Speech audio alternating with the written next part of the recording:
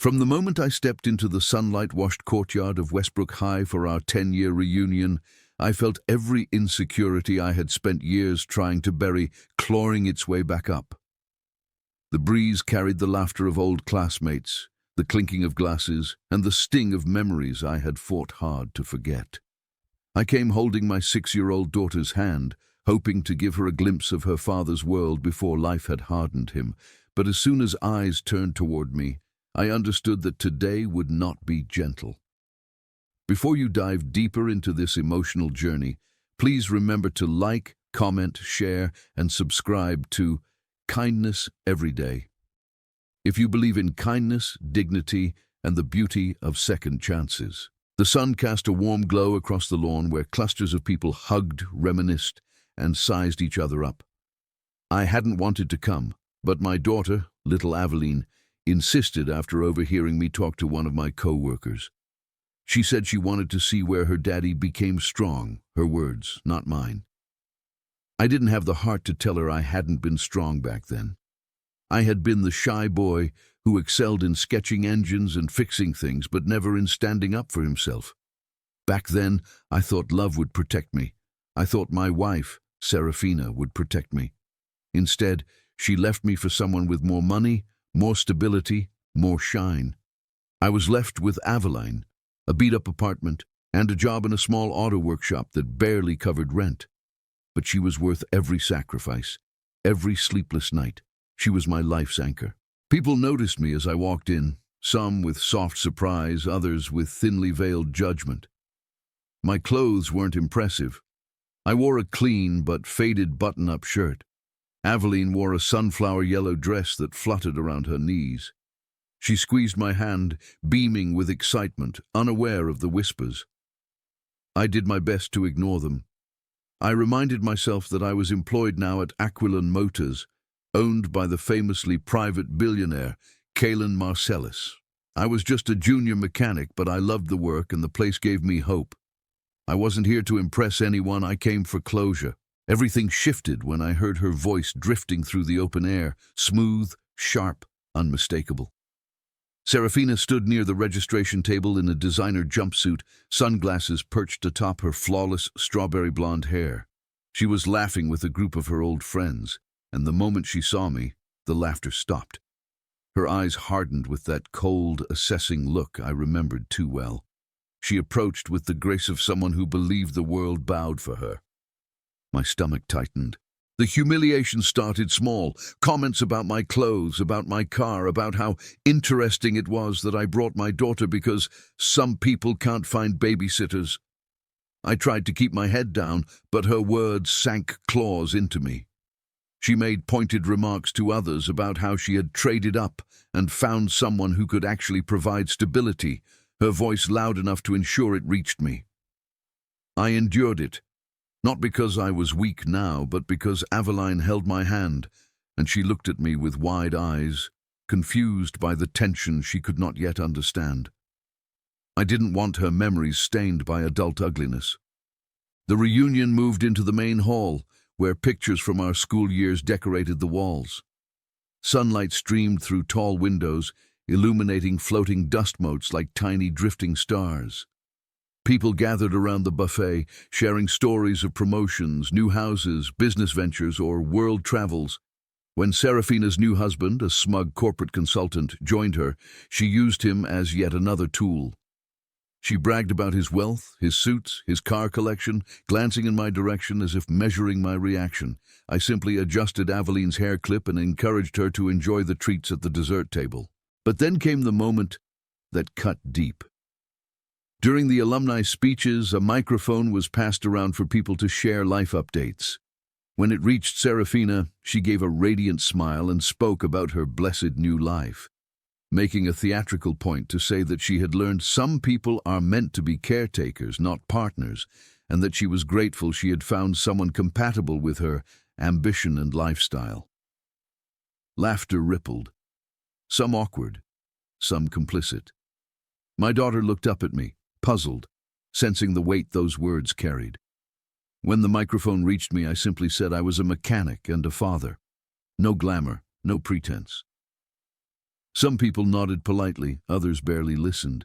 Serafina gave me that pitying smirk, the one she used to wear when she wanted to make me feel small. After the speeches ended, I stepped outside to the terrace for air. Evelyn played near the fountain under the warm afternoon sun, her giggles soft and fragile. I leaned on the railing, trying to steady myself.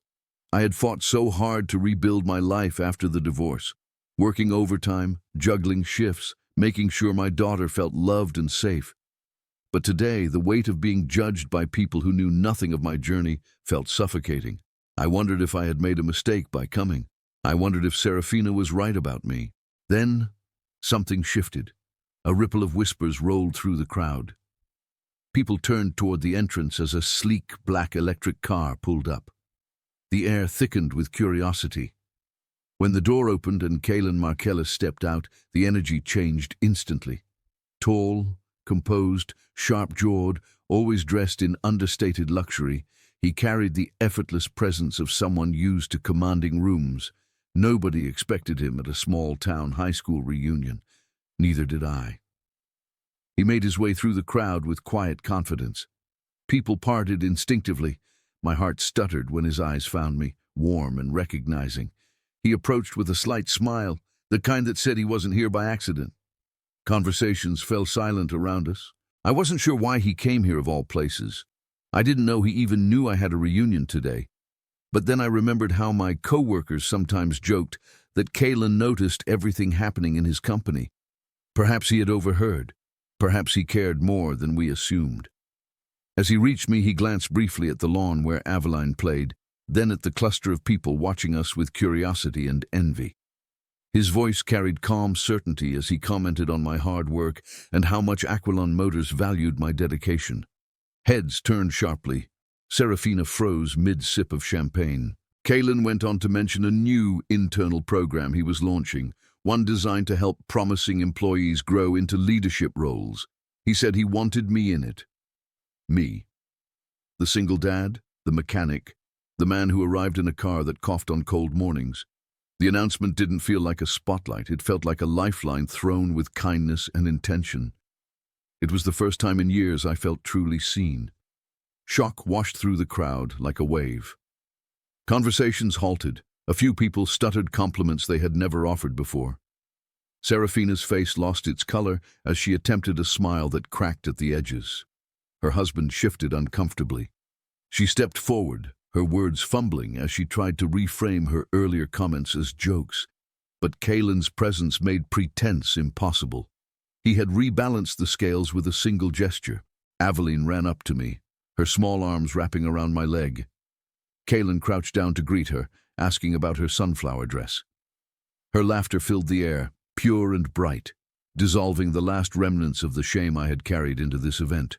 When he stood again, he placed a reassuring hand on my shoulder. It wasn't grand or dramatic.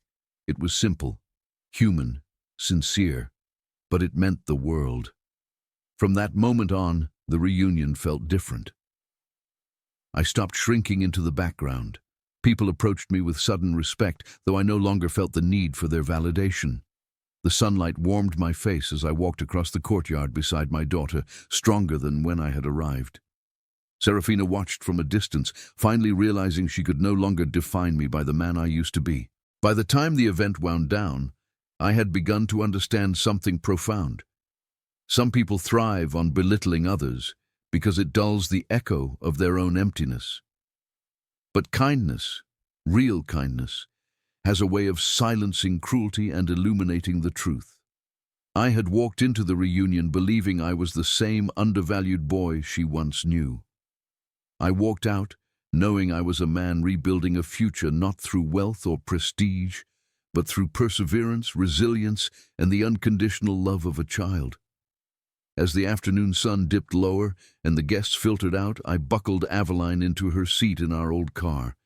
She told me the day was perfect because she saw where her daddy came from and where he was going. Her words landed deeper than anything said inside that reunion hall. Driving home, I thought about the journey ahead, the training program, the possibilities, the future I could build for her.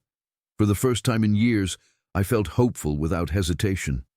And if this story touched you, even a little, please consider liking, commenting, sharing, and subscribing to kindness every day. Your support helps us continue bringing real, emotional stories to life. Before I end this story, I want to gently ask you to comment below. Have you ever been underestimated only to rise stronger in the end? Your story might inspire someone who truly needs it. In the quiet warmth of the fading day, as my daughter hummed softly in the back seat and the road unspooled ahead like a promise, I knew I had reclaimed something priceless, the dignity I thought I had lost, the strength I never realized I possessed, and the courage to keep going, no matter who tried to tear me down. My past no longer defined me. My future was mine to write.